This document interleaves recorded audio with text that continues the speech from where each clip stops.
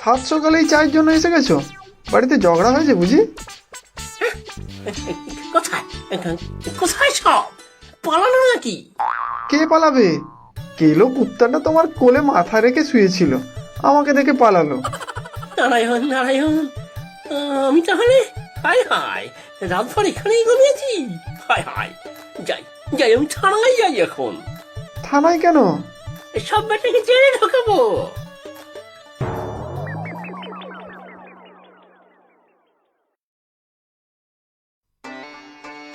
কি বলছেন কাকিমা? কাকু কাল থেকে ঘরে ফেরেনি?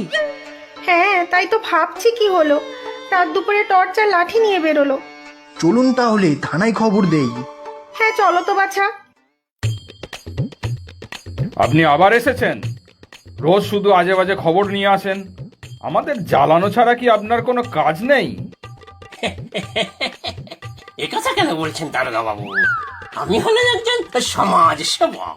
সমাজে কোথাও কোনো অনিয়ম হচ্ছে কিনা তাতে আমার সজাগ দৃষ্টি। ধুর, আপনার সব আজে বাজে খবর। এবারে একদম ঠিক খবর। বাইরের লোক ঢুকেছে মন্দিরের পেছনে, ঝোপঝাড়ে ভাঙাচোরা ইমারতের মধ্যে কিছু খুঁজে বেড়াচ্ছে। আরে শুনুন, সঙ্গে ওই দুটো ছোড়া গজার ফজাও আছে। কার কথা বলছেন বলুন তো? মন্দিরের পেছনে খুঁজছে তার মানে সরল বাবু, মানে সরল চাটুর্যে।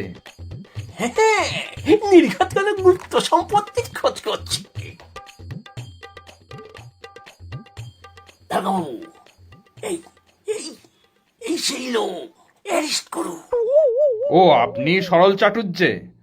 আপনি আসবেন তার খবর আগেই থানায় এসেছে, তবে আপনি যে এত কম বয়সী তা ভাবতে পারিনি।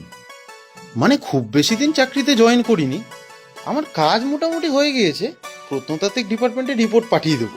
আশা করি পুরনো ভাঙা মন্দিরগুলো পুনর্নির্মাণের কাজ কিছুদিনের মধ্যেই সরকারিভাবে শুরু হয়ে যাবে। সব রকম সাহায্যের জন্য অনেক ধন্যবাদ। আর আপনার পরিচিত ছেলে দুটিও খুব উপকার করেছে। ভজা আর গজা তো ওরা দুজনেই খুব করিতকর্মা, যে কোনো ভালো কাজে নিজে থেকেই ঝাঁপিয়ে পড়ে। হ্যাঁ, আমি মানে কিছুই তো বুঝতে পারছি না। এ কি, তুমি এখানে বসে আর আমরা খুঁজে বেড়াচ্ছি। ইস, একটা রহস্য সমাধান করতে গেলাম আর পড়লাম এক অন্য রহস্যে। রহস্যের কিছু নেই কাকা। এখানে পুরনো মন্দিরগুলোর মেরামত হয়ে আবার আগের মতো হতো।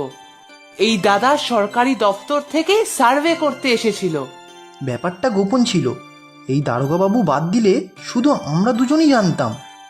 হ্যাঁ, একটা পাথরের দেবী মূর্তির সন্ধানেও এসেছিলাম। জানাজানি হলে সেটা নিরাপত্তা বিঘ্নিত হতো। সেই মূর্তি পেয়েছেন? হ্যাঁ, আস্তই আছে, দেওয়ালে গাথা, না ভেঙে চুরি করার উপায় নেই।